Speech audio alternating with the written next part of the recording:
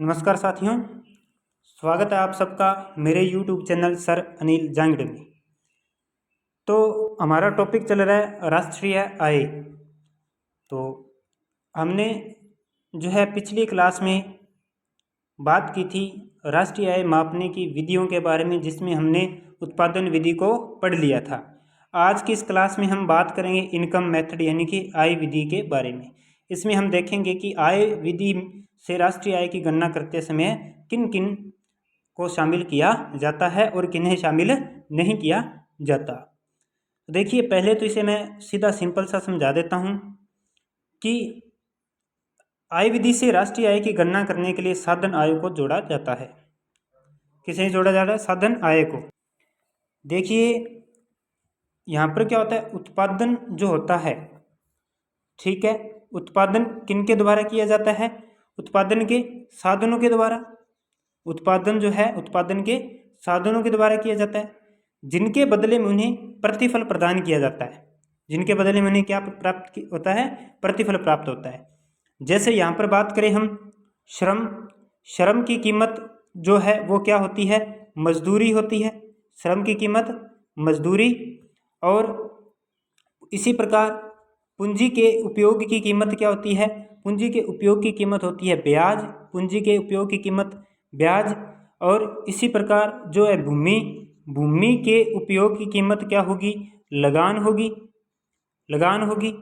और इसी प्रकार जो उद्यमी है, ठीक है, उद्यमी के उपयोग की कीमत क्या होगी? लाभ होगी। ठीक है, यानी कि जो प्रतिफल है, यानी कि श्रम का प्रतिफल मजदूरी, पूंजी का ब्याज, भूमि के उपयोग की कीमत लगान तथा उद्यमशीलता के लिए उपयोग की कीमत लाभ होगी। इस प्रकार क्या किया जाता है? सकल मजदूरी, सकल ब्याज, सकल लाभ, सकल लगान, इन सभी मदों को क्या किया जाता है? जितना भी इनका योग प्राप्त होता है, जितना भी योग प्राप्त होता है, उन्हें जोड़कर राष्ट्रीय आय ज्ञात की जाती है। अतः राष्ट्रीय आय बराबर क्या होगा? राष्ट्रीय आय बराबर होगा R+W+I+P। ये एक यहाँ पे जैसे सिंपल से रूप में लिखा है, उत्पादन के साधनों को एक वर्ष के दौरान उनकी साधन सेवाओं के बदले प्राप्त भुगतानों को जोड़कर राष्ट्रीय आय की गणना की जाती है।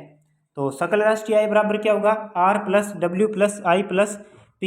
R यानी कि रेंट लगान है, I यानी कि इन्वेस्टमेंट ब्याज है, इंटरेस्ट ब्याज है, W वेजेज मजदूरी है और P प्रॉफिट लाभ है। या इसे हम इस रूप में भी लिख सकते हैं, NNP8FC बराबर NDP8FC प्लस NFIA। विदेशों से प्राप्त शुद्ध साधन आय को भी इसमें जोड़ दिया जाता है। अब यहाँ पर हम बात करते हैं आगे। यहाँ पे देखिए, मजदूरी, लगान, ब्याज, लाभ, इनमें किन किन को शामिल किया जाता है? देखिए, मजदूरी में नियमित व दिहाड़ी मजदूरों को जो भुगतान किया जाता है उन्हें शामिल किया जाता है। लगान में इमारतों, मशीनों, परिवहन के साधनों जैसे पूंजीगत वस्तुओं के प्रयोग के लिए दिया जाने वाला किराया जो है वो लगान। ठीक है। ब्याज बैंक जमाओं पर हो गया, ऋण देने, बॉन्ड्स, ऋण पत्रों आदि के बदले प्राप्त भुगतानों को ब्याज से प्राप्त आय में शामिल किया जाता है। और सकल लाभ में उद्यमी को जोखिम उठाने व अनिश्चितताओं के बदले जो आय प्राप्त होती है वो लाभ। ठीक है, तो इन सभी को इनमें शामिल किया जाता है। ठीक है, ये कोई ज़्यादा मुश्किल नहीं है, छोटी सी है आय विधि। अब इसके अंदर हम बात करते हैं कि राष्ट्रीय आय की आय विधि से राष्ट्रीय आय की गणना करते समय हमें कौन कौन से सावधानियां रखनी चाहिए। देखिए, सबसे पहले हम बात करते हैं हस्तांतरण भुगतान को इसमें शामिल नहीं किया जाता है। हस्तांतरण भुगतान यानी कि बिना किसी सेवा के जो हमें प्राप्त होती है, इनकम प्राप्त होती है वो। ठीक है, गैर कानूनी तरीकों से प्राप्त आय को इसमें शामिल नहीं किया जाता है।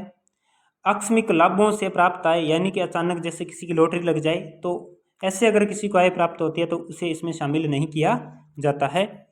मृत्यु कर, उपहार कर, संपत्ति कर, इन्हें इसमें शामिल नहीं किया जाता है। और पुरानी वस्तुओं, बॉन्ड्स, शेयर्स की खरीद व बिक्री से प्राप्त आय को इसमें शामिल नहीं किया जाता है। इनको शामिल क्यों नहीं किया जाता है? क्योंकि इनका जो भुगतान है वो पिछली बचत में से किया जाता है, न कि वर्तमान आय में से किया जाता है, इसलिए इनको शामिल नहीं किया जाता है। ठीक है। तो ये आपकी छोटी सी विधि थी, आय विधि, जो समाप्त हो चुकी है। और चैनल को सब्सक्राइब नहीं किया तो चैनल को सब्सक्राइब जरूर कर लीजिए और मेरे टेलीग्राम चैनल से जुड़िए। और माइक्रो इकोनॉमिक्स व्यष्टि अर्थशास्त्र की पीडीएफ लेने के लिए मुझे टेलीग्राम चैनल पर मैसेज कीजिए, जिसका जो नंबर है और टेलीग्राम चैनल का लिंक है वो डिस्क्रिप्शन में दिया गया है। मिलते हैं अगली क्लास में। Thank you.